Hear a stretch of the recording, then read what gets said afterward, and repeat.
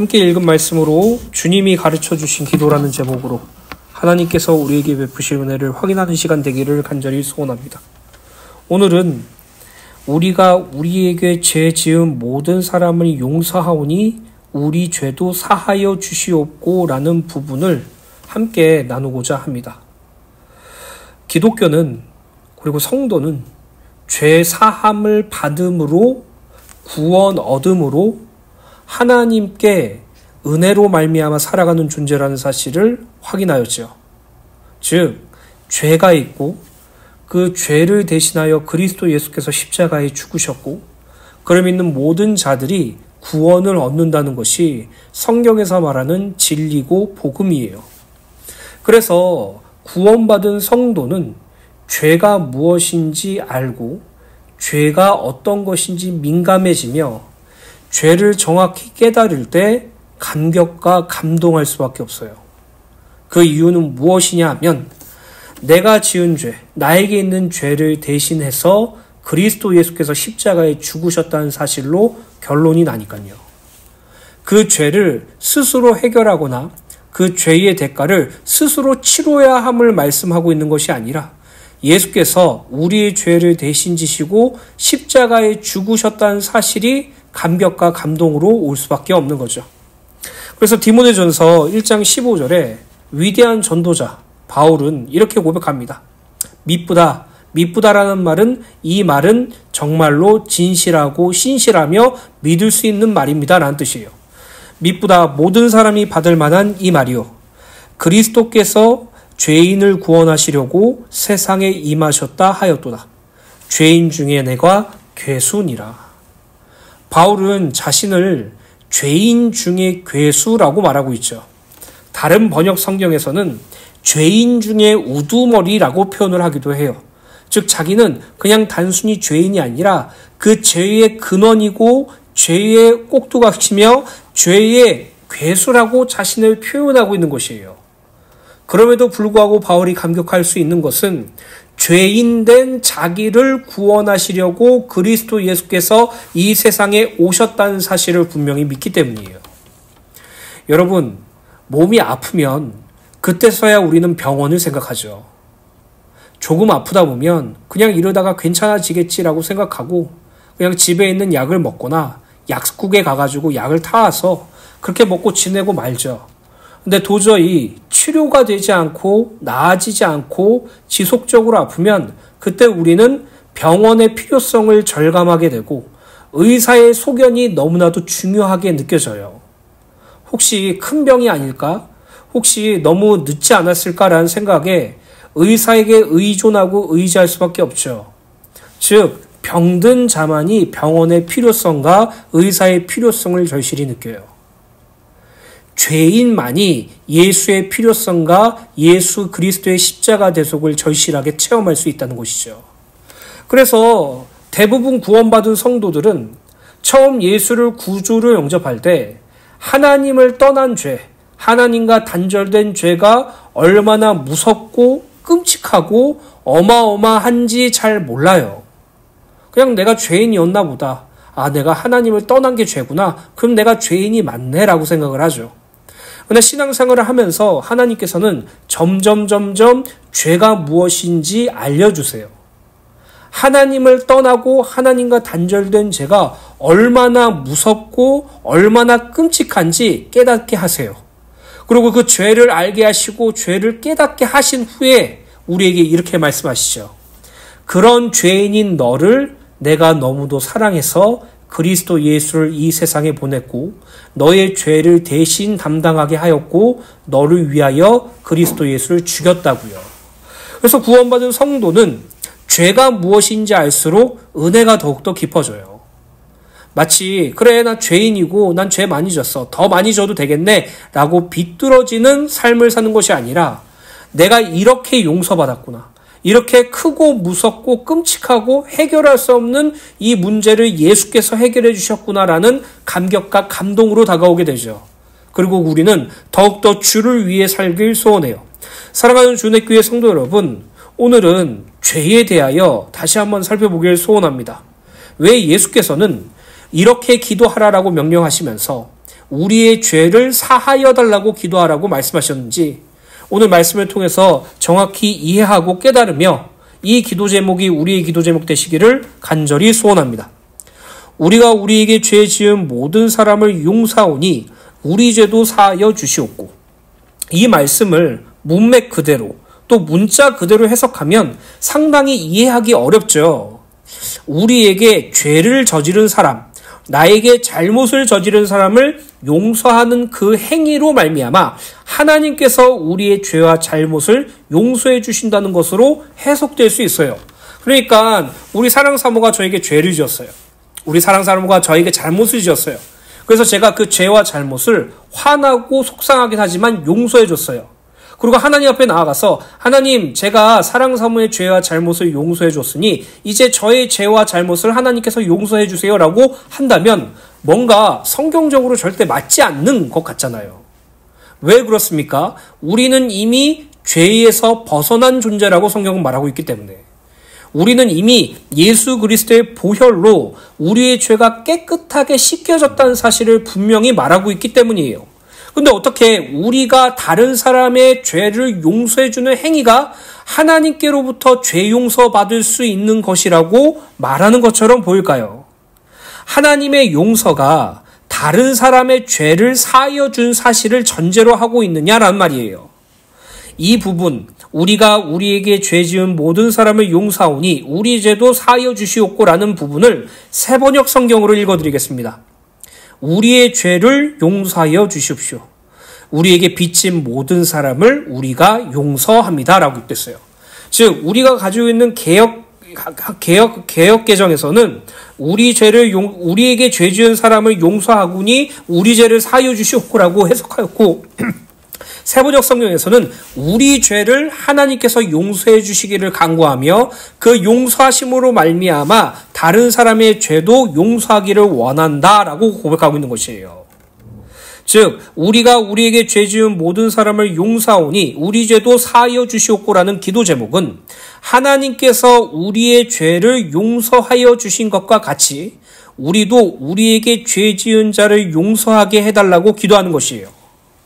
오늘 저와 여러분들이 내가 저 사람을 용서하고 내가 저 사람의 죄를 사하여 줌으로 말미암아 하나님께로부터 면죄부를 받는다는 착각 속에서 신앙생활 하시면 안 돼요. 만약 그러한 논리와 그러한 생각 속에서 신앙생활을 한다면 성경에서 말하는 그리스도 예수를 믿는 믿음 안에서 사는 것이 아니라 나의 행위와 나의 선함을 추구하는 삶을 사는 것이고, 그것은 갈라디아서에서 기록된 대로 우리의 행위와 우리의 선으로 의롭게 될 수 없다는 사실, 구원을 이룰 수 없다는 사실을 분명히 말하고 있기 때문에 절대로 이 말씀을 문맥대로 해석하시면 안 된다는 것이죠. 결국 구원 얻은 성도는 하나님께로부터 죄 사함을 받고 죄 용서함을 받았다는 사실을 기억하고, 때로는 우리에게 잘못을 저지르거나 우리에게 악을 행하는 자들을 볼 때 하나님께서 그리스도 예수를 통해서 나의 죄와 잘못을 용서하여 준 것처럼 나도 저 사람을 용서하기를 원합니다라는 기도를 바로 오늘 우리가 붙잡아야 될 기도라고 말하죠. 그렇다면 하나님께서 우리에게 용서하신 죄는 무엇입니까? 창세기 3장 4절부터 6절입니다. 첫사람 아담과 하와의 범죄에 대해 기록되어 있죠. 뱀이 여자에게 이르되 너희가 결코 죽지 아니하리라. 너희가 그것을 먹는 날에는 너희 눈이 밝아져 하나님과 같이 되어 선악을 알 줄 하나님이 아심이라. 여자가 그 나무를 본즉 먹은직도 하고 보암직도 하고 지혜롭게 할 만큼 탐스럽기도 한 나무인지라. 여자가 그 열매를 따먹고 자기와 함께 있는 남편에게도 주매 그도 먹은지라. 이것은 선악과 사건이죠. 하나님께서는 동상 중앙에 있는 선악을 알게 하는 나무의 열매를 먹는 날에는 너희가 반드시 죽을 것이라 라고 말씀하셨어요. 그러나 사단이 뱀 속에 들어가서 여자 하와에게 저 열매를 따먹어도 너희가 결코 죽지 않을 것이고 오히려 너희가 그것을 먹을 때 너가 하나님처럼 될 것이고 하나님처럼 선과 악을 구분하는 그런 유의미한 존재, 그런 능력 있는 존재가 될 것이라고 속임으로 말미암아 아담과 하와는 선악과를 먹음으로 말미암아 하나님과 단절되는 죽음이 적용되었죠. 결국 하나님께서 용서해 주신 죄, 성경에서 말하는 죄는 하나님의 명령을 어기고 선악과를 먹음으로 말미암아 하나님과 단절된 것, 하나님과 분리된 것을 말해요. 하나님을 떠난 것, 하나님과 단절된 것이 죄고 죽음이죠. 이 죄로 말미암아 어떻게 되었습니까? 하나님의 형상대로 창조된 인간이 하나님의 형상이 훼손되어 버렸어요. 창세기 5장 1절부터 3절에 보면 이것은 아담의 계보를 적은 책이라. 아담의 족보라는 의미죠. 하나님이 사람을 창조하실 때 하나님의 모양대로 지으시되 남자와 여자를 창조하셨고 그들이 창조되던 날에 하나님이 그들에게 복을 주시고 그들의 이름을 사람이라 일컬으셨더라. 그럼 이렇게 기록되어 있죠. 1절에 보면 하나님께서 사람을 지으실 때 당신의 모양대로, 당신의 형상대로 창조하셨다고 기록되어 있어요. 나 첫사람 아담의 범죄로 말미암아 창세기 5장 3절에 뭐라고 기록되어 있냐면 아담은 130세에 자기의 모양, 곧 자기의 형상과 같은 아들을 낳아 이름을 셋이라 하였고 라고 기록되어 있어요. 하나님의 형상으로 창조된 아담과 하와가 선악과를 따먹음으로써 죄와 죽음이 적용되게 되었고 하나님의 형상이 훼손된 이후부터 아담 이후의 모든 후손들은 사람의 형상, 아담의 형상으로서 살아가게 되었다는 사실을 말하고 있죠. 이는 하나님의 형상이 훼손되었음을 드러내는 것입니다. 로마서 5장 12절에 이렇게 기록되어 있죠. 그러므로 한 사람으로 말미암아 아담으로 말미암아 죄가 세상에 들어오고 죄로 말미암아 사망이 들어왔느니 이와 같이 모든 사람이 죄를 지었으므로 사망이 모든 사람에게 이르렀느니라 라고 기록되어 있죠. 또 이사야서 59장 1절부터 2절을 보면 하나님께서 이사야 선지자를 통해서 이렇게 말씀하고 계십니다. 여호와의 손이 짧아 구원하지 못하심도 아니요 귀가 둔하여 듣지 못하심도 아니라 오직 너희 죄악이 너희와 너희 하나님 사이를 갈라놓았고 너희 죄가 그의 얼굴을 가리어서 너희에게서 듣지 않으시게 함이니이다. 하나님과 인간 사이에 죄악으로 말미암아 갈려져 있음으로 말미암아 하나님과 단절되고 분리됨으로 말미암아 하나님을 찾을 수도 없고 하나님을 만날 수도 없고 구원을 얻을 수도 없다는 사실을 성경은 말하고 있어요. 결국 이 죄는 그 누구도 해결할 수 없어요. 세상에서 가장 많은 돈을 가지고 있는 부자도 자신의 그 돈으로 구원을 얻을 수 없어요. 자신이 가지고 있는 경제력으로 죄사함을 얻을 수 없죠. 세상에서 가장 큰 권력을 지닌 권세자도 세상에서 가장 선하게 사는 선인이라고 할지라도 하나님과 분리된, 하나님과 단절된 이 죄만큼은 해결하지 못해요. 인간의 힘으로는 불가능함을 성경은 말하고 있죠. 전 세계 모든 인구가 저 하나를 구원하기 위해서 자기의 생명을 포기한다고 할지라도 저는 구원을 얻지 못해요. 심지어 천사들도 이 죄를 사함받지 못하게 한다는 사실을 말하고 있죠. 예레미야서 2장 22절에 보면 이렇게 하나님께서 말씀하십니다. 세번역 성경입니다. 내가 잿물로 몸을 씻고 비누로 아무리 몸을 닦아도 너희의 더러운 죄악은 여전히 내 앞에 남아있다. 나 주 하나님의 말이다. 즉 인간의 노력과 행위와 인간의 공로와 결과물로는 하나님과 단절된 죄를 절대로 해결하지 못한다고 말하고 있죠. 하나님과 분리됨으로 죄인된 인간은 더 이상 하나님과 함께 할 수가 없죠. 결국 죄와 사망의 배경 아래 사탄의 종로로 타는 신분으로 전락하게 된 것이에요. 하나님과 함께하고 하나님을 섬기는 존재가 자기 자신을 위하여 살아가는 존재가 되었다는 것이죠.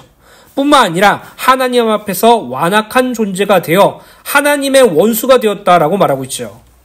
에베소서 2장 2절부터 3절을 보면 불신자를 향해서 이렇게 말하고 있습니다. 그때 너희는 그 가운데서 행하여 이 세상 풍조를 따르고 공주의 권세 잡은 자 곧 사단을 따랐으니 곧 지금 불순종의 아들들 가운데서 역사하는 영이라. 전에는 우리도 다 그 가운데서 우리의 육체의 욕심을 따라 지내며 육체와 마음에 원하는 것을 하여 다른 이들과 같이 본질상 진노의 자녀이었더니 여기 보시면 육체의 욕심을 따라 지내는 삶, 육체와 마음을 원하는 것을 하는 삶을 하나님 앞에 진노받을 존재라고 말하고 있어요. 결국 하나님의 형상대로 창조된 인간, 하나님을 위하여 하나님의 뜻대로 사는 것이 참된 행복임을 말하고 있는 인간이 사단의 종로로 타게 되고 죄와 사망에 사로잡혀 육체의 욕심과 육체의 마음에 원하는 것을 하는 것이 바로 죄의 상태라는 것을 말하고 있죠. 에베소 2장 12절에 보면 그때 너희는 그리스도 밖에 있었고 이스라엘 나라 밖의 사람이라. 약속의 언약들에 대하여는 외인이요 세상에 소망도 없고 하나님도 없는 자이더니 라고 기록됐어요. 맞아요. 우리도 이전엔 하나님이 누군지도 몰랐어요. 하나님의 언약이 무엇인지도 몰랐어요. 하나님께 세상에 소망도 없는 자였다는 것이죠. 그뿐만이 아닙니다. 사탄은 하나님 앞에서 우리의 죄를 끊임없이 고발해요. 우리가 욥기서를 보면 잘 알죠. 사단이 하나님께 찾아가요. 하나님께서는 사단에게 욥에 대한 인물을 소개해요. 이 욥은 하나님 앞에서 의로운 존재라는 사실을 사단에게 말하죠. 근데 사탄이 하나님께 이렇게 말해요. 욥이 어떻게 까닭이 없이 의인이라고 할 수 있겠습니까? 어떻게 이유 없이 하나님 앞에 정직한 자가 될 수 있겠습니까? 하나님께서 허락해 주시면 욥의 재산, 욥의 가족, 욥의 몸까지 치게 하겠습니다. 그럼에도 불구하고 욥이 하나님을 원망하거나 욕하지 않고 하나님을 온전히 섬긴다면 그는 의인이 맞습니다라고 사단이 말했을 때 하나님은 그의 생명만 냅두고 모든 걸 치라고 명령하시죠. 이 욥기서의 말씀을 보면은 사단이 끊임없이 사람, 인간의 죄를 참소하고 드러내고 고소한다는 사실을 밝히고 있어요. 스가랴서 3장 1절 세번역 성경입니다. 주님께서 나에게 보여주시는데 내가 보니 여호수아 대제사장이 주님의 천사 앞에 서 있고, 여기서 여호수아 대제사장이란 인간을 대표하고 인류 모두를 대표하는 자를 의미합니다. 인류 모두를 대표하는 사람이 주님의 천사 앞에 섰고 그의 오른손 쪽에는 그를 고소하는 사탄이 서 있었다라고 읽겠죠. 사단이 끊임없이 하나님 앞에서 참수하는 거예요. 이 사람은 죄인입니다. 이 사람은 하나님과 분리된 죄인입니다. 나의 지배를 받고 사망의 지배를 받는 존재입니다. 라고 참수하고 있다는 것이죠. 그 죄에서 우리가 구원받았습니다. 하나님과 분리된 그 죄, 하나님과 단절된 죄, 사단이 참수하는 그 죄를 그리스도 예수께서 당신의 몸을 찢으시고 피 흘리심으로 구원을 얻게 하셨어요. 예수께서 이렇게 말씀하십니다. 마가복음 2장 17절입니다. 예수께서 들으시고 그들에게 이르시되 건강한 자에게는 의사가 쓸데없고 병든 자에게라 쓸데있느니라. 맞죠? 아까 읽어드린 것처럼, 아까 말씀드린 것처럼 아프고 병든 자애들만 의사의 중요성을 알아요. 그리고 예수께서 이렇게 말합니다. 나는 의인을 부르러 온 것이 아니요 죄인을 부르러 왔노라 하시니라. 예수께서 이 세상에 오신 이유는 죄인을 위해서예요. 죄인 때문에 이 세상에 오셨어요. 그리고 우리가 죄인이에요. 즉 예수께서 이 세상에 오신 것은 죄인된 나를 의롭게 하시기 위해서, 죄인된 나를 의인으로 부르기 위해서 이 땅에 오셨다는 것이죠. 그래서 예수께서 이 땅에 오신 이유는 나를 위해서 오셨다는 사실을 분명히 말하고 있는 것입니다. 마가복음 10장 45절에 예수께서 또 이렇게 말씀하십니다. 인자가 온 것은, 예수께서 이 땅에 온 것은 섬김을 받으려 함이 아니라 도리어 섬기려 하고 자기 목숨을 많은 사람의 대속물로 주려 함이라. 그리스도 예수께서 우리의 죄를 대속하기 위해서 이 땅에 대속물로 오셨다는 사실을 말하고 있습니다. 사랑하는 주은혜 교회 성도 여러분, 오늘 이 시간 저와 여러분들이 그리스도 예수께서 우리의 죄를 용서하셨다는 사실, 하나님께서 그리스도 예수를 통하여 우리의 죄를 용서하셨다는 사실을 기억하시길 예수님의 이름으로 간절히 소원합니다. 갈라디아서 3장 13절에 보면 이렇게 기록되어 있습니다. 그리스도께서 우리를 위하여 저주를 받은 바 되사 율법의 저주에서 우리를 속량하셨으니 기록된 바 나무에 달린 자마다 저주 아래에 있는 자라 하였습니다. 우리가 이번 주 주일날 이천주은혜교회에서 예배를 드리죠. 우리 이천주은혜교회에서 제가 예배 인도를 할 때 성도의 부요함이라는 제목으로 말씀을 나눌 계획입니다. 그리고 이 말씀은 우리가 내년 2025년에 한 해 동안 붙잡고 묵상해야 될 말씀으로서 원래는 1월 다시 2025년 1월 첫째 주에 말씀을 함께 나누지만 연합예배의 기념을 하기 위해서 그렇게 지금 말씀을 준비하고 있어요.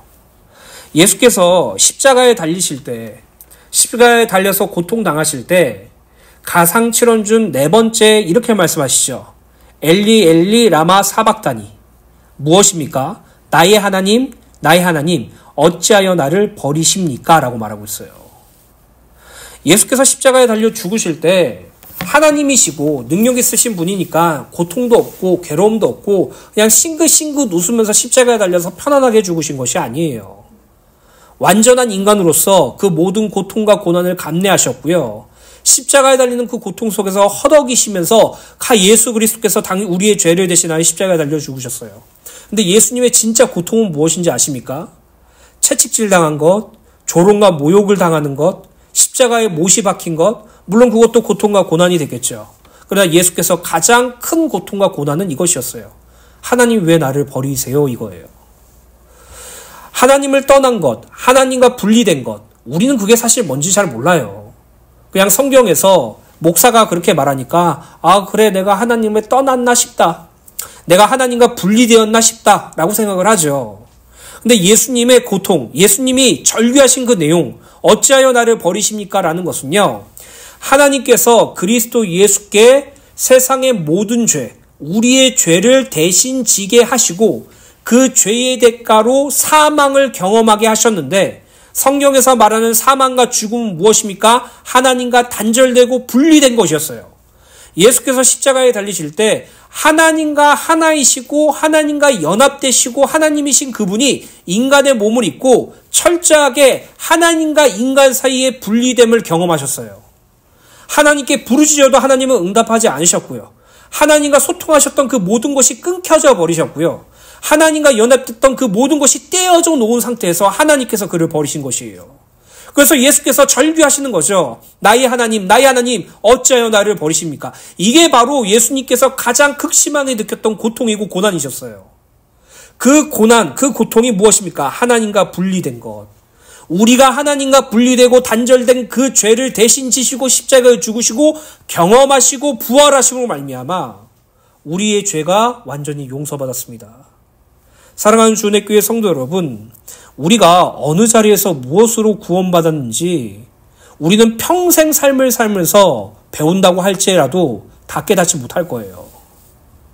하나님의 사랑이 얼마나 크고 놀라운지, 그리스도 예수의 십자가 대속의 은혜가 얼마나 크고 놀라운지 우리는 이 땅에서 절대 알 수 없어요. 점진적으로 깨닫게 하시는 것뿐이죠. 요한일서 4장 9절부터 10절입니다.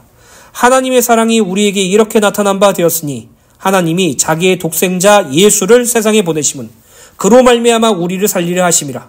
사랑은 여기 있으니 우리가 하나님을 사랑한 것이 아니요 하나님이 우리를 사랑하사 우리 죄를 속하기 위하여 예수를 화목제물로 그 아들을 보내셨습니다. 로마서 5장 8절입니다. 우리가 아직 죄인 되었을 때 그리스도께서 우리를 위하여 죽으심으로 하나님께서 우리에게 대한 자기의 사랑을 확증하셨느니라. 구원받은 성도가 죄가 무엇인지 알 때 하나님의 사랑이 무엇인지 깨닫게 돼요. 세상에 윤리적이고 도덕적인 사람들이 생각하는 죄는 죄를 알게 되면 죄책감과 양심으로 말미암아 괴로워하고 끝나죠.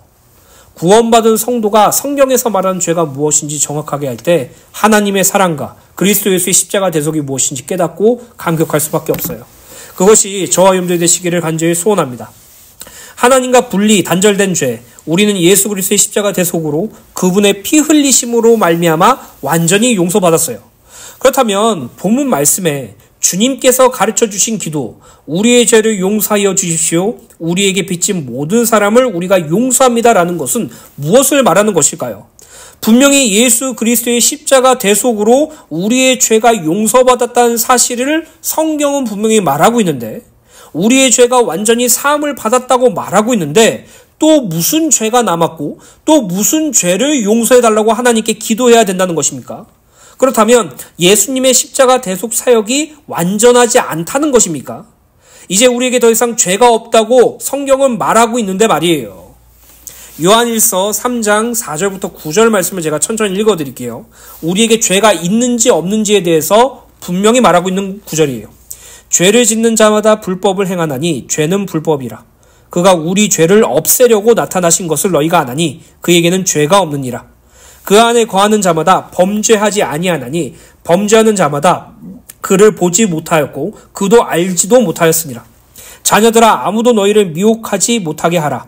의를 행하는 자는 그의 의로우심과 같이 의롭고 죄를 짓는 자는 마귀에게 속하나니 마귀는 처음부터 범죄함이라.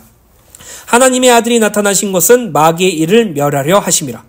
하나님께로부터 난 자마다 죄를 짓지 아니하나니 이는 하나님의 씨가 그 속에 거함이요 그도 범죄하지 못하는 것은 하나님께로부터 났습니다. 요한일서 3장 8절에 뭐라고 기록되어 있습니까? 하나님께로부터 난 자마다 죄를 짓지 아니하나니라고 기록됐어요. 하나님의 씨가 우리 안에 거함이고 하나님께로부터 났기 때문에 죄를 짓지 않는다라고 분명히 성경은 말하고 있어요. 그렇다면 예수께서는 왜 우리의 죄를 용서해달라고 하나님께 기도하라고 명령하십니까? 그것은 바로 로마서 7장 19절에서부터 25절에 기록되어 있어요. 이 죄는요, 하나님과 단절되고 분리된 죄와 다른 것이에요. 바울이 고백합니다. 내가 원하는 바 선은 행하지 못하고 도리어 원망하지 아니하노라 악을 행하는도다. 만일 내가 원하지 아니하는 그것을 하면 이를 행하는 자는 내가 아니요 내 속에 거하는 죄니라. 그러므로 내가 한 법을 깨달았노니 곧 선을 행하기 원하는 나에게 악이 함께 있는 것이로다. 내 속사람으로는 하나님의 법을 즐거워하되 내 지체 속에서 한 다른 법이 내 마음의 법과 싸워 내 지체 속에 있는 죄의 법으로 나를 사로잡는 것을 보는도다. 오호라 나는 공고한 사람이로다. 이 사망의 몸에서 누가 나를 건져내랴. 우리 주 예수 그리스도로 말미암아 하나님께 감사하리로다. 그런즉 내 자신이 마음으로는 하나님의 법을 육신으로는 죄의 법을 섬기노라. 죄의 법을 섬기는 육신 때문이에요. 쉽게 말씀드리도록 하겠습니다. 우리는 구원받았죠. 그리고 우리는 하나님을 위하여 사는 것이 마땅하다고 생각을 해요. 그래서 내 생명을 하나님께 드리길 소원하고 주님을 위하여 살기를 간절히 소원하며 기도하고 말씀을 묵상하고 하나님께 예배드리죠. 그런데 이러한 간절한 소원이 우리에게서 매 순간 지속되진 않아요. 삶을 살다 보면 예배드리러 가는 것보다 내 취미 생활을 하는 걸 더 좋게 여기고 문제와 어려움이 생기면 분명히 성경적으로 볼 때 문제와 어려움이 생기면 더욱더 하나님을 의지하고 바라보고 기도하고 문제를 벗어날 수 있는 것을 날마다 생각해야 되는데 우린 그 문제 속에서 주저앉고 하나님께 원망하고 오히려 세상의 육체적인 타락과 쾌락으로 나를 덮으려고 하죠. 이러한 죄성들, 하나님을 함께하고 하나님께 구원받았음에도 불구하고 자기 자신을 사랑하고 세상을 사랑하고 쾌락을 사랑하는 나의 옛사람의 모습에 걸려지는 나를 용서해달라고 기도하시는 것이에요. 그리고 이전에도 말씀드렸죠. 회개는요, 죄 용서함과 더불어 하나님께로 돌아가는 것을 의미해요.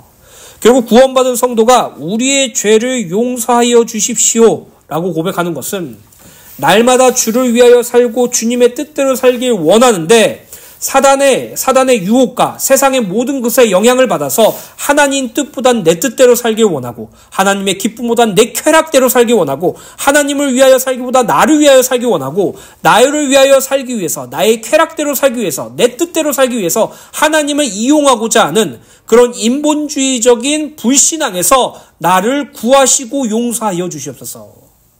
나는 주님이 아니면은 불가능합니다라고 고백하는 것이에요. 사랑하는 주님교회 성도 여러분, 죄가 없다라는 것은요, 이제 더 이상 하나님과 단절과 분리가 없다라는 의미예요. 예수께서 말씀하신 우리의 죄를 용서해달라고 하는 것은 다시 옛날로 돌아가고자 한 욕구, 하나님을 떠나 내 마음과 내 뜻대로 살고자 하는 욕구, 에베소 2장 말씀처럼 육체의 욕심을 따라 지내며 육체와 마음에 원하는 것을 하고자 하는 그 욕구 속에서 하나님께 우리의 죄를 용서해달라고 기도하는 것이 바로 예수께서 명령하신 기도라는 사실을 기억하시길 간절히 소원합니다. 결론입니다. 마가복음 18장 24절부터 34절 말씀 길지만 제가 읽어드릴게요. 우리가 우리의 죄를 용서하여 주신 것처럼 우리가 다른 사람의 죄를 용서한 것처럼 우리의 죄를 사하여 주시옵시고 또는 우리의 죄를 용서하여 주시옵소서 우리가 다른 사람의 죄를 용서하겠습니다라는 말씀을 가장 잘 반영한 구절이라고 말씀드릴 수 있어요. 마태복음 18장 24절부터 34절입니다. 결산할 때 10,000달란트 빚진 자 하나를 데려오매 갚을 것이 없느니라. 주인이 명하여 그 몸과 아내와 자식들과 모든 소유를 다 팔아 갚게 하라 하니 어떤 주인이 있어요.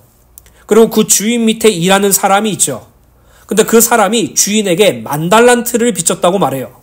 뭐 10,000달란트가 얼마냐, 뭐 1달란트다 얼마냐, 뭐 이렇게 말할 수 있는데요. 쉽게 말하면 절대로 갚지 못할 금액이라고 생각하면 돼요. 그냥 예를 들어서 100억 정도를 빌렸는데 그것을 갚을 수가 없다라는 것이에요. 그래서 그 주인은 그 사람의 아내와 자식들의 모든 소유를 다 팔아서 종으로 팔아서라도 그것을 갚도록 명령했죠.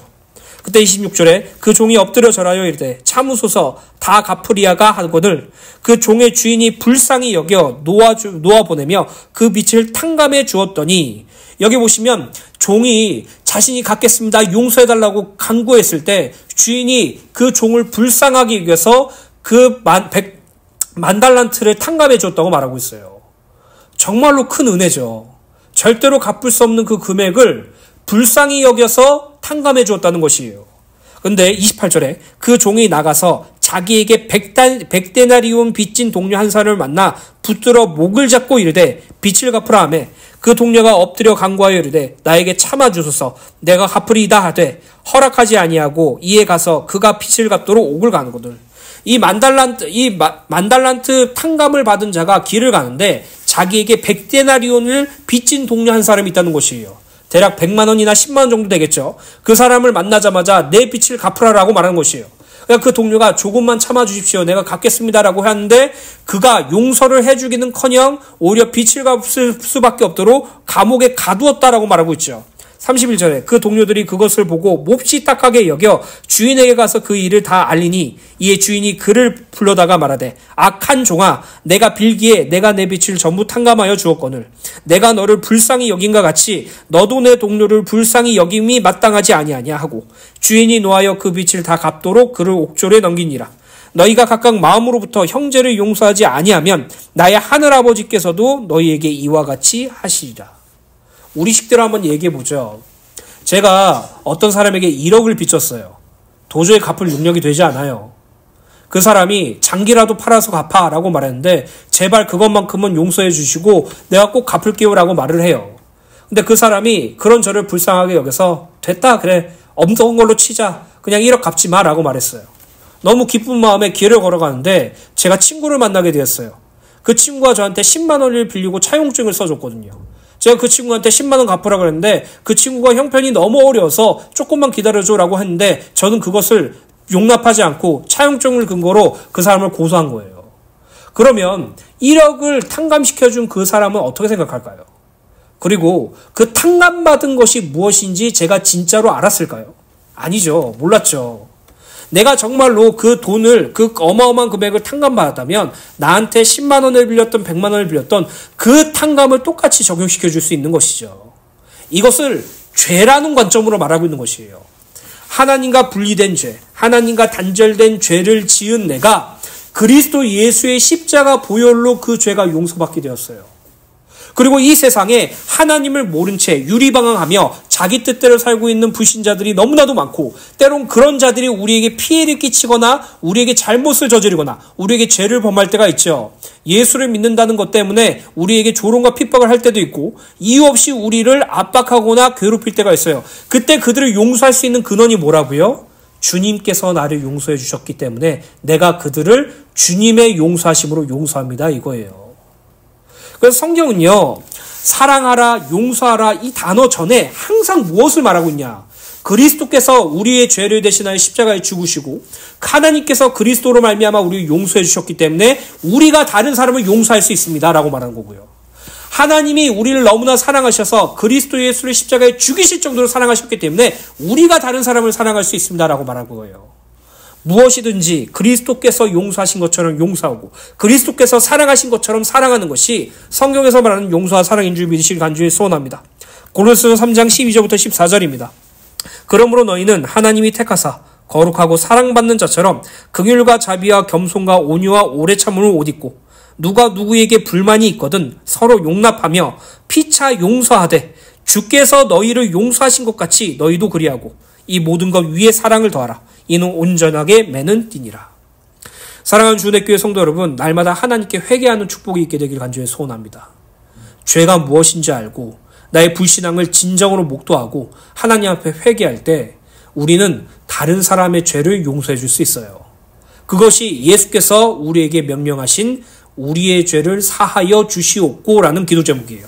날마다 이것을 기억하시고 하나님께 죄가 무엇인지 불신앙이 무엇인지 깨달을 수 있도록 기도하시고 거기에서 돌이키는 회개와 죄 용서함을 받아 날마다 그리스도 예수의 용서함과 사랑을 증거하는 저 여러분들 되시기를 간절히 소원합니다.